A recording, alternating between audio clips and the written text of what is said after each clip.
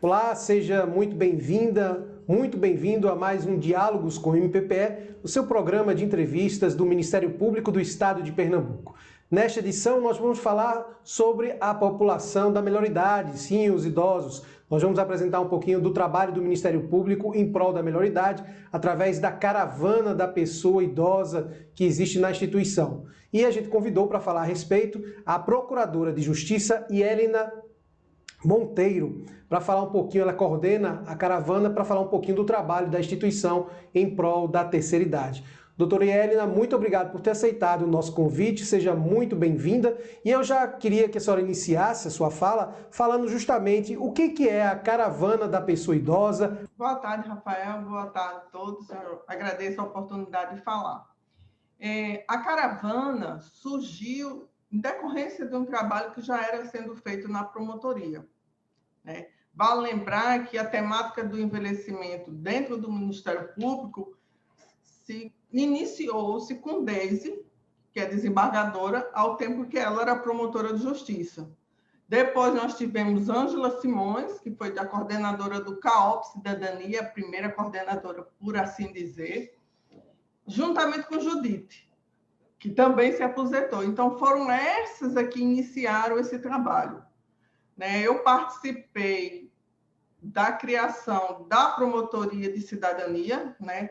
Na época, o Esther era o coordenador, então teve um grupo de trabalho, foi criada a Promotoria de Cidadania, 30ª, e tempos depois, a Promotoria Criminal, né? Eu passei um bom tempo trabalhando nas duas, e a gente identificou a fragilidade da rede. E que o que poderia alavancar melhor o apoio a todos os promotores era se existisse um conselho do idoso em cada município.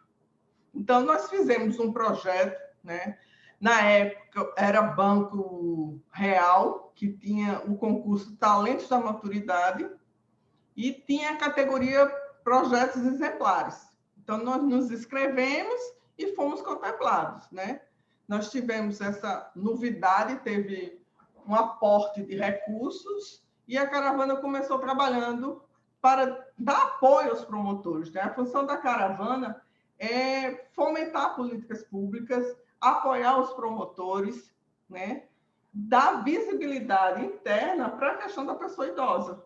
Doutora, eu queria que a senhora falasse agora um pouco sobre o chamado Protocolo de Enfrentamento à Violência contra o Idoso, PEV. De onde vem esse protocolo? Como é que surgiu de fato essa iniciativa aí do Ministério Público? O protocolo de enfrentamento é um desdobramento da experiência do Ministério Público na questão da violência. A violência é um dos grandes problemas que...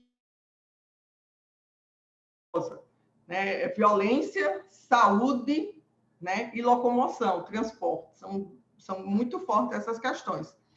Então, o que nós percebemos, né, que as notícias de violência chegavam na delegacia, chegavam na promotoria de várias fontes, né? Disque 100, por exemplo, mandava uma comunicação para o Ministério Público, para a delegacia, para a assistência social, para a saúde, e não havia uma integração. Então, a proposta do PEV é integrar, sentar todo mundo, discutir qual é o papel de cada um, a polícia faz o quê e até quando. O Ministério Público é para fazer todos os processos, atuar em todos os momentos. Então, assim, é um projeto que visa construir localmente uma solução para a questão da violência da pessoa idosa.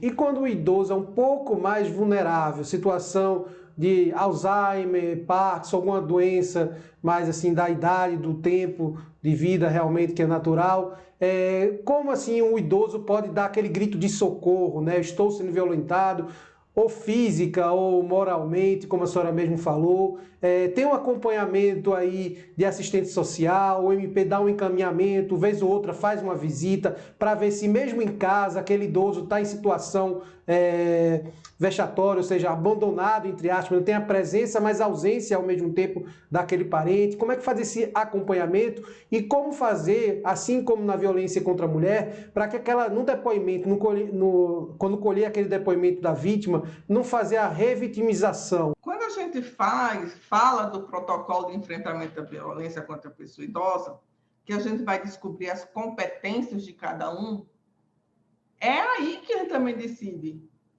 O Ministério Público é aquele que está a carência do Estado. O município, o cidadão mora no município. A responsabilidade primeira é do município. O Ministério Público tem que atuar se o município não está trabalhando, se o município não está acolhendo o seu cidadão, aquele que paga seu imposto, né? Aquele que é um eleitor. Então, é importante a gente definir, quando fala do PV, qual é a função de cada um, quem tem que chegar primeiro. Nessa questão do idoso acamado ou do idoso de Alzheimer, se uma rede é forte, esse problema é visto. Porque, por exemplo, um idoso está acamado, todo município está dividido em RPAs. Todos os municípios são divididos em territórios, né? O território da saúde, quantos distritos de saúde existem, quantas unidades de CRAS existem no município. Então, não tem como um cidadão não estar contemplado por essas políticas. Se nós temos uma política de saúde que visita os domicílios, que faz o programa que todo mundo chamava o programa de estratégia da família, né? Antigo PSF, que não é mais, é Programa de Estratégia da Família, que é para visitar as famílias, principalmente as mais vulneráveis, né? Então, ele detecta. E outra, aquela questão da sociedade. Se a sociedade está participando da questão do envelhecimento, conhece o seu vizinho, ele dá apoio. É isso que nós queremos, envolver não só as instituições, mas a sociedade. Esse idoso que está acamado, qual é a religião dele? A igreja dá apoio? Ele tem um grupo de convivência na sua região? Porque se tem, por exemplo, um grupo de convivência, eles se comprometem a ajudar aquele idoso a visitar. Né? Que a pessoa não é só um problema, a pessoa quer visita, quer atenção. Então, é a questão de fortalecimento de rede, de confiança entre os parceiros para atender a população idosa. Doutora, vocês também trabalham, inclusive vai ser objeto de trabalho em um dos eventos que vocês realizam. Vocês vão fazer um webinário a respeito desse assunto, que é a chamada ficha de notificação compulsória. Eu quero saber o que é essa ficha, como ela funciona. Essa pergunta, Rafael, é muito oportuna, né? Quando nós organizamos o webinário, é porque nós percebemos uma grande confusão do que seja ficha de notificação. A notificação está prevista no Estatuto do Idoso, no artigo 19, que diz mais ou menos o seguinte. Deixa eu ler para você. Nos casos de suspeita ou confirmação de violência praticada contra o idoso, serão objeto de notificação compulsória pelos serviços de saúde público e privado. A autoridade sanitária é a primeira parte. Então, se tem um caso suspeito ou se tem um caso confirmado de violência contra o idoso, lembrando que até suspeito entra, deve ser comunicado através de notificação compulsória à autoridade sanitária. E depois também, aí tem, bem como serão obrigatoriamente comunicados por esses profissionais de saúde, a qualquer dos seguintes órgãos: autoridade policial, Ministério Público, conselhos. Então, o que acontece? Nós temos aí no próprio Estatuto do Idoso duas figuras. Nós temos a notificação compulsória e nós temos a comunicação. E temos a denúncia. Fora disso aí. Então, as pessoas têm confundido o que é uma coisa e o que é a outra. A notificação compulsória é um instrumento da saúde, é um instrumento do SUS.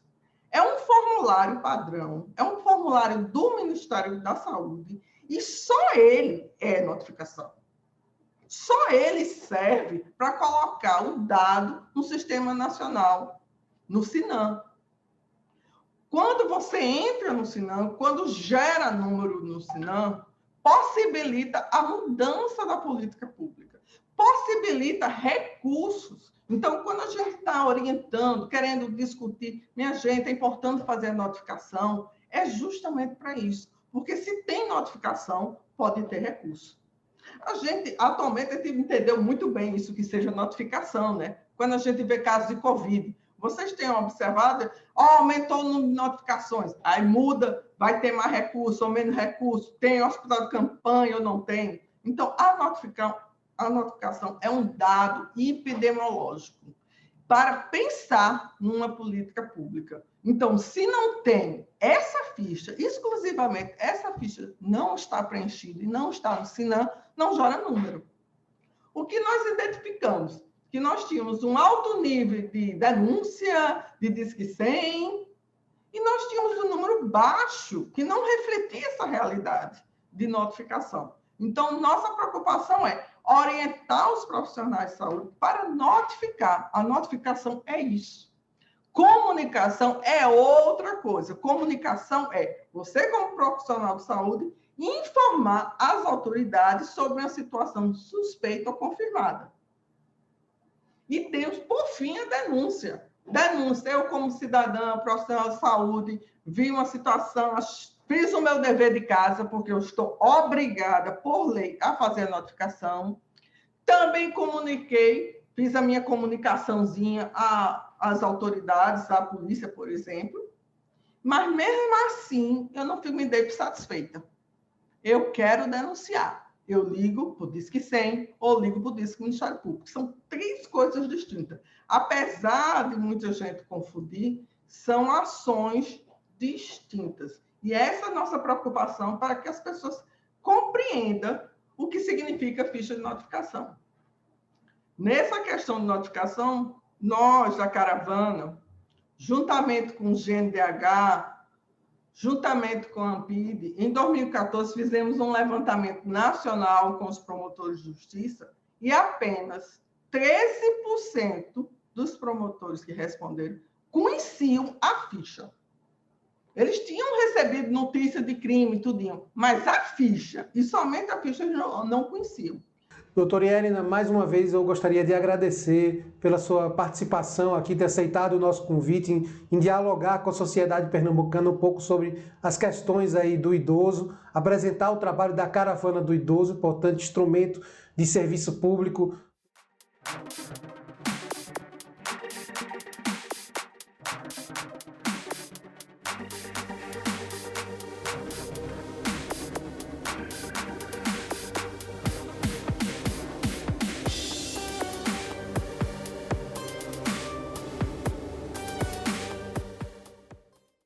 Ministério Público de Pernambuco.